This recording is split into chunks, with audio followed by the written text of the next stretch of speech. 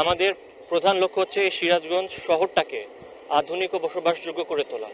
এবং একটা শহরকে যখন বসবাসযোগ্য করে তুলতে হয় তখন তার একটা রাস্তা, রোড কানেক্টিভিটি ডেভেলপমেন্ট থাকতে হয়।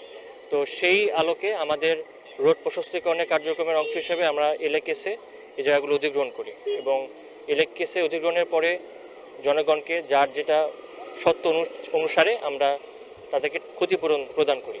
ক্ষতিপূরণ প্রদানের পরে তাদেরকে প্রায় 8 বছরের মতো অতিক্রান্ত হয়ে গেছে। এখন পর্যন্ত আমরা দখলটা বুঝে নিতে পারিনি। নতুন গভর্নমেন্ট আসার পরই আমরা এই উদ্যোগটা নিতে পেরেছি এবং উদ্যোগের অংশ হিসেবে আমরা পত্রিকায় দিয়েছি, এছাড়া গণমাধ্যমে দিয়েছি, নোটিশ করেছি, ম্যাকিং করেছি।